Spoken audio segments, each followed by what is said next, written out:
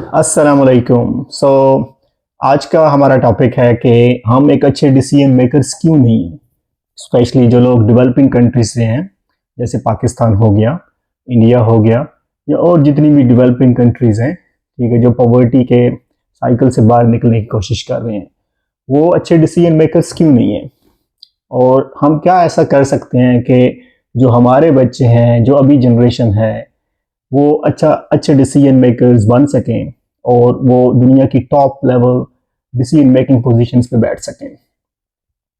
सो इसके काफ़ी सारे फैक्टर्स हैं लेकिन मैं जो सबसे ज़्यादा हाईलाइट फैक्टर करना चाहता हूँ वो आपके बच्चे की परवरिश से रिलेटेड है। हुआ क्या, हम हैं जनरेशन वाई, मिलेनियल से, जो कि पैदा हुए 1981 से लेकर 1996 तक, तो वो सारे मिलेनियल्स में काउंट होते हैं।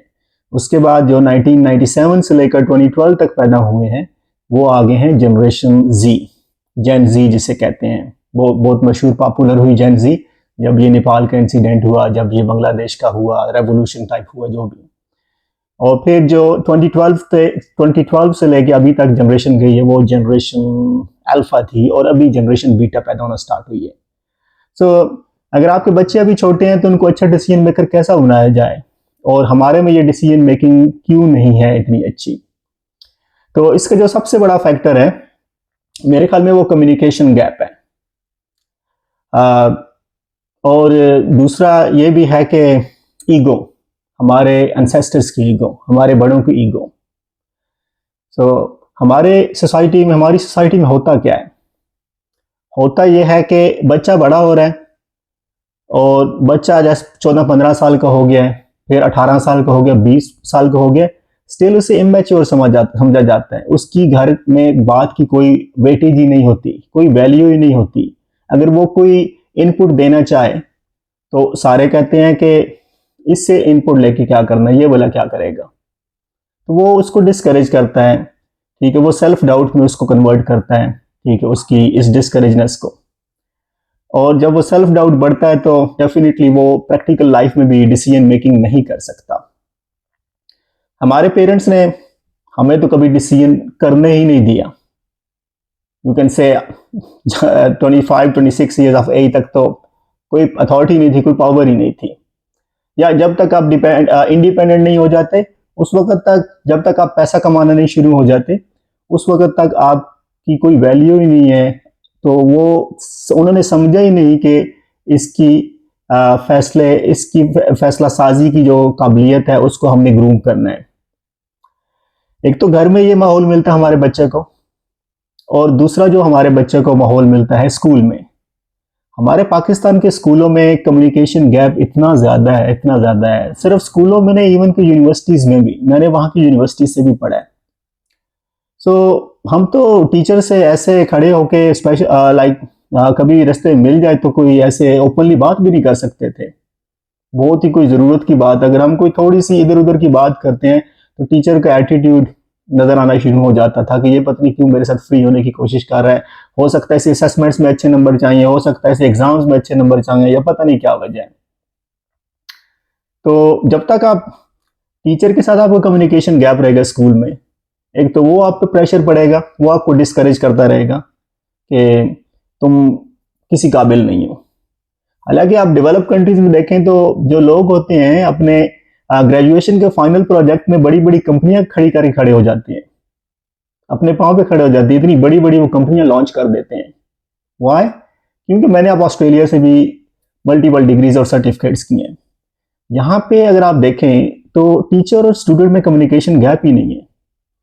और यूनिवर्सिटीज़ में बड़ा मेरे लिए स्टनिंग अस्टॉनिशिंग चीज़ थी, हैरानकुन चीज़ थी कि जब मैं नया यहाँ पे आया तो सारे टीचर्स को उसके नाम से बुलाते थे, और आज मैं लेक्चरर हूँ और मुझे सारे मेरे नाम से बुलाते हैं, लाइक मलिक या आबिद। ठीक है, तो मुझे तो शुरू में बड़ा ही अजीब फील होता था, ठीक है, कि ये क्या, टीचर की रिस्पेक्ट ही नहीं है, कुछ भी नहीं है। लेकिन फिर मैंने ये भी देखा कि ठीक है कि वो जब नाम से बुलाते हैं तो they are just like friends. जब तक आपका टीचर और आपका स्टूडेंट दोस्त नहीं होंगे, आपस में खुल के एक दूसरे से बात नहीं शेयर कर सकेंगे, कम्युनिकेशन गैप रहेगा, टीचर की ईगो हाई रहेगी, ठीक है, तो ये मसला हल नहीं होने वाला। हमारे बच्चे कभी भी कॉन्फिडेंट नहीं हो पाएंगे, डिसीजन मेकर्स नहीं बन सकेंगे। ऐसे ही हमारे पेरेंट्स की ईगो भी हर्ट होती है।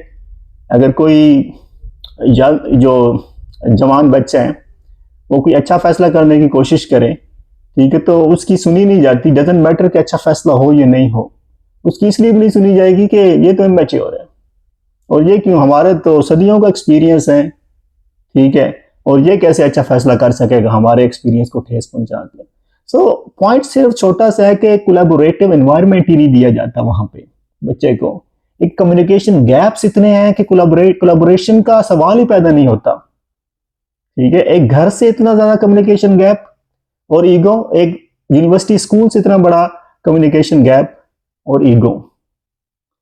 सो अगर आप अपने बच्चों को रेस कर रहे हैं, ये हमने फेस किया है, मिलेनियल्स ने, जनरेशन वाई ने, और हम को बड़ा अच्छी तरह पता है, ठीक है, कि इसके इम्पैक्ट्स हमारे, हम कितना आगे जा सकते थे, हम अपनी कैपेबिलिटीज को कितना पॉलिश कर सकते थे, और सिर्फ डिस्करेज जो किया गया हमें, उस वजह से हम अभी बहुत नीचे हैं। हमारे में इतना पोटेंशियल था इस जनरेशन में, क्योंकि ये जनरेशन हार्ड वर्किंग थी, बहुत ज्यादा हार्ड वर्किंग थी। आई थिंक ये लास्ट सीरियसली हार्ड वर्किंग जो जनरेशन है ना वो थी, ठीक है। उसके बाद जो जनरेशन जेड है, अल्फा है, उसके बाद सोशल मीडिया का जमाना आ गया, टिकटॉक्स का आ गया, वो इतना प्रेशर नहीं लेते, इतना हार्ड वर्क नहीं करते, they just try to take it easy, they find shortcuts to do their work.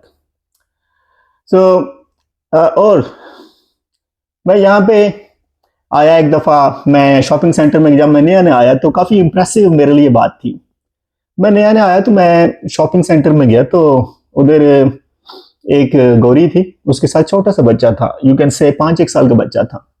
वो जिद कर रहा था मैंने ये लेना है, मैंने ये लेना है, मैंने ये लेना है। वो बार बार पॉइंट कर रहा था किसी चीज की तरफ से, ठीक है, और फिर एक चीज की तरफ पॉइंट आउट करता और फिर दूसरी तीसरी, वो कहता मैं 3 चीजें लेनी है।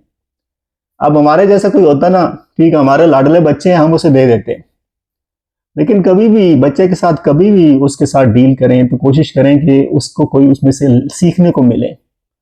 अब उस लेडी ने क्या किया, उस लेडी ने उसे कहा, here are your $10 and you have to make decision, you have to purchase whatever you want within these $10। अब देखने को तो बड़ी आम सी चीज लगती है, लेकिन अगर ऑब्जर्व किया जाए, ठीक है, तो उसने एक बच्चे को स्किल उसकी बूस्ट करने की कोशिश की है, ग्रूम करने की कोशिश की है, ठीक है। अब बच्चा डिसीजन मेकर बना रहे हैं ये, और मैंने ये एक जगह पर नहीं देखा, ये चीज मैंने मल्टीपल जगह पर देखी कि पेरेंट्स ऐसा करते हैं, $10 दे देंगे, $15 दे देंगे, और कहेंगे अब तुमने हमसे कोई चीज नहीं मांगनी, इसी के अंदर ही जो कुछ खरीदना खरीदो, और फिर वो प्लानिंग करते हैं। उन्हें, ठीक है, वैल्यू फॉर मनी की बात पता, वैल्यू प्रोपोजिशन की बात पता चलती है, उन्हें पता है कि नथिंग इज फ्री, ठीक है, और जब उन्हें लगाने पड़ते हैं अपनी जेब से पैसे, जो उन्हें बजट दिया गया, उन्हें बजट मैनेजमेंट पता लगता है।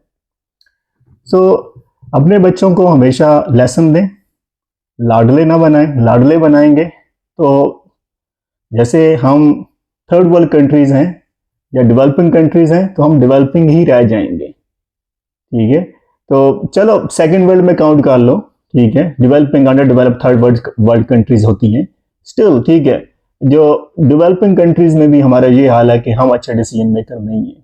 हमारे पॉलिटिशियंस देख लो, they don't have any capability to make decisions, they don't, whenever they make any decisions there is kind of a zero intellectual kind of thing in that, कोई उसमें इंटेलिजेंस नजर ही नहीं आती, ठीक है। वो एक गली मोहल्ले का बच्चा भी वो डिसीजन कर लेगा, ठीक है, वो क्योंकि वो भी उसने वही डिसीजन करना है जो ये कर रहे हैं, ये क्योंकि इन्हें भी सिखाया नहीं गया।